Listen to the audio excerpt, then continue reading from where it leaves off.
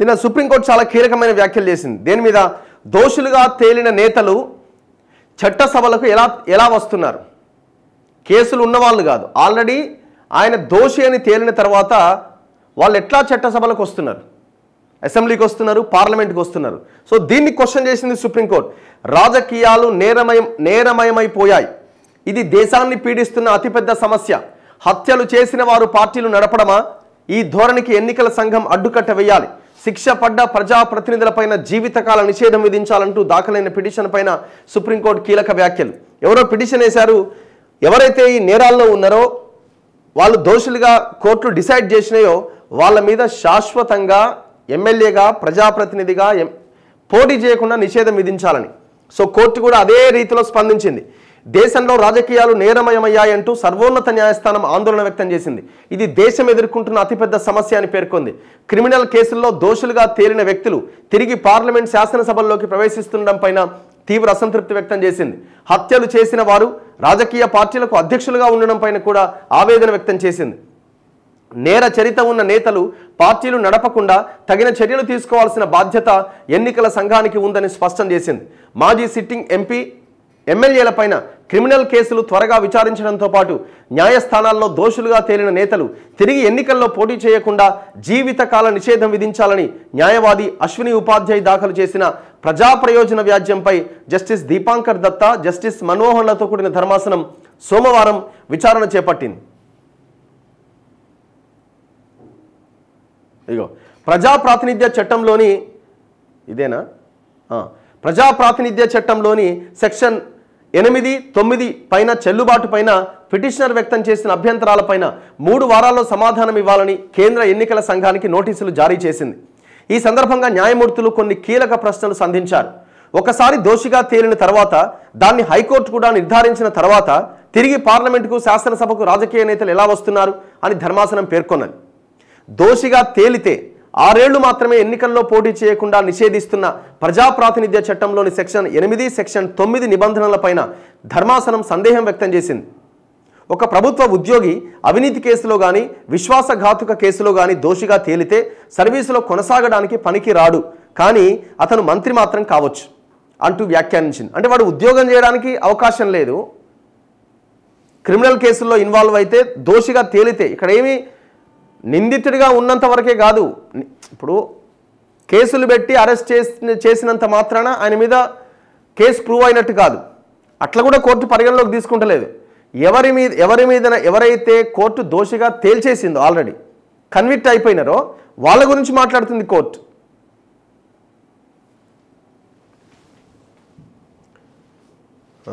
కానీ అతను ఇప్పుడు ఒక ప్రభుత్వ ఉద్యోగి అవినీతి కేసులో ఇరికిపోతే ఆయన మీద వేటేస్తున్నారు.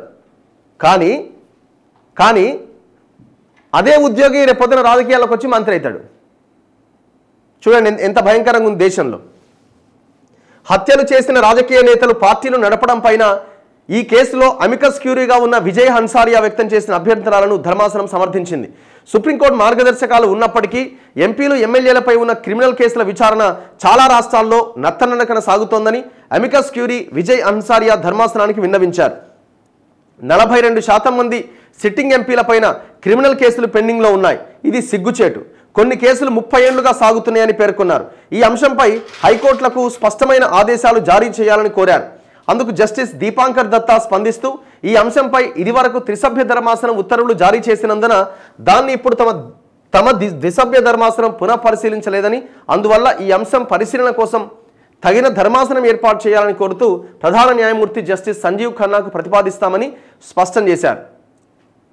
42% మంది సిట్టింగ్ ఎంపీల మీద క్రిమినల్ కేసులు పెండింగ్లో ఉన్నాయట. 42% అంటే దాదాపు పార్లమెంట్లో సగం మంది మీద క్రిమినల్ కేసులు పెండింగ్లో ఉన్నాయి. ఇది మన దేశం. వాళ్ళు ఈ దేశంలో ఉన్న 130 కోట్ల మంది ప్రజల్ని రూల్ చేస్తున్నారు. హత్యలు చేసిన వారు అధ్యక్షుల కేంద్ర ఎన్నికల సంఘం నుంచి గుర్తింపు పొందిన రాజకీయ పార్టీ పదాధికారులుగా క్రిమినల్ కేసుల్లో శిక్షలు పడ్డవారు ఉంటుండడం పైన అంతకుముందు విజయ్ హన్సారియా అభ్యంతరం వ్యక్తం చేశారు. ప్రజాప్రాతినిధ్య చట్టంలోని సెక్షన్ 8, సెక్షన్ 9ల కింద శిక్షపడ్డ నాయకులపైన జీవితకాల నిషేధం విధించే అంశాన్ని పరిశీలించేటప్పుడు రాజకీయ పార్టీల పదాధికారులపైన దాన్ని కొనసాగించే అంశాన్ని పరిగణలోకి తీసుకోవాలి.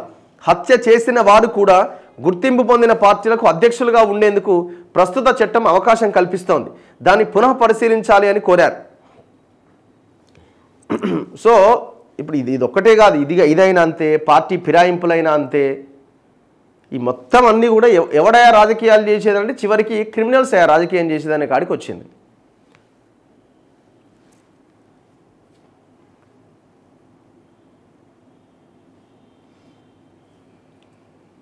చలో నెక్స్ట్ అన్నీ ఈ ఆంధ్రజ్యోతిలో కూడా ఇదే వార్తని ప్రధానంగా వీళ్ళు హైలైట్ చేశారు. నేర ప్రజాప్రతినిధులపై శాశ్వత నిషేధం, 3 వారాల్లో మీ అభిప్రాయం చెప్పండి, కేంద్రం ఈసీకి సుప్రీం ఆదేశం. ఇది చాలా పెద్ద వార్త. ఇది అంటే ఒకవేళ కనుక సుప్రీంకోర్టు ఆ నిర్ణయం తీసుకుంటే ఎంతవరకు తీసుకుంటుంది అన్నది చెప్పలేము. ఎందుకంటే అక్కడ రాజకీయాలు, అన్ని పార్టీలు, ఇప్పుడు ఏ పార్టీని దీని గురించి మాట్లాడుతుందా? ఎస్, దీని మీద నిర్ణయం తీసుకోవాల్సిందే.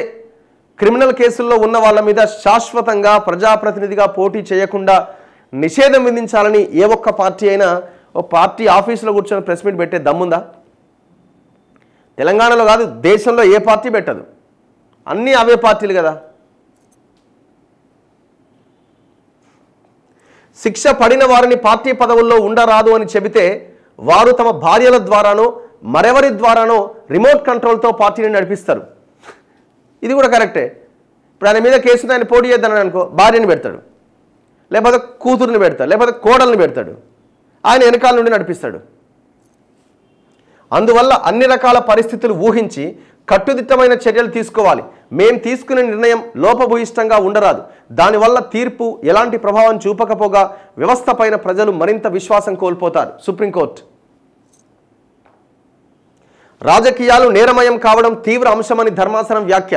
క్రిమినల్ కేసుల్లో దోషిగా తేలిన వారు పార్లమెంట్కి ఎలా వస్తారని విస్మయం. 42% మంది సిట్టింగ్ సభ్యులపైన పెండింగ్ కేసులు ఉండడం సిగ్గుచేటు. శిక్ష పడ్డ ప్రజాప్రతినిధులపైన కేవలం 6 ఏళ్ల పాటే అనర్హత వేటు వేస్తారా? వారిపైన శాశ్వత వేటు వేయాలి. చట్టాలు చేసేవారు పవిత్రంగా ఉండాలి. దోషిగా తేలిన వ్యక్తి రాజకీయ పార్టీ అధ్యక్షుడిగా ఉండడం సరైందేనా? ప్రజాప్రాతినిధ్య చట్టంలో సెక్షన్ 8కి రాజ్యాంగబద్ధత ఉందా?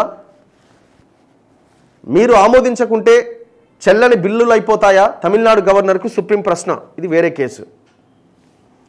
So very interesting. కోర్టులు రెస్పాండ్ అవుతే తప్ప, అంటే కొన్నింటి విషయంలో కోర్టులు గట్టిగా రెస్పాండ్ అవుతున్నాయి. ఇప్పుడు ఇదే పార్టీ ఫిరాయింపుల విషయంలో కూడా గతంలో మణిపూర్ కానీ హిమాచల్ ప్రదేశ్లో జరిగినటువంటి ఈ ఇన్సిడెంట్స్లో కూడా కోర్టు రెస్పాండ్ అవ్వడంతో ఇప్పుడు తెలంగాణలో ఉన్న పార్టీ ఫిరాయింపుల మీద కూడా సీరియస్ డిస్కషన్ నడుస్తున్నది.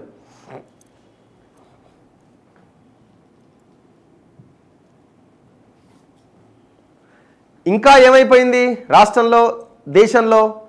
జైలుకు పోతే ముఖ్యమంత్రి అవుతాడట. ఇదో కొత్త సాంప్రదాయం తెర మీదకి వచ్చింది. జైలుకు పోతే లీడర్, జైలుకి పోయి జైలు నుంచి బయటకు వస్తాడు, పెద్ద ర్యాలీ తీస్తే ఆయన మీసాలు తిప్పితే తొడలు కొడితే ఆయన లీడర్ అయిపోతాడు. అంటే ఎక్కడికి వెళ్ళిపోతున్నాం చూడండి.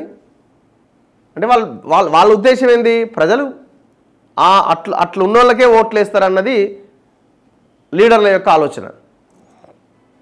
ప్రజల్లో కూడా మార్పు రావాల్సిన అవసరం కనిపిస్తూ ఉన్నది. నెక్స్ట్ మిగతా వార్తల్లో ఇక మన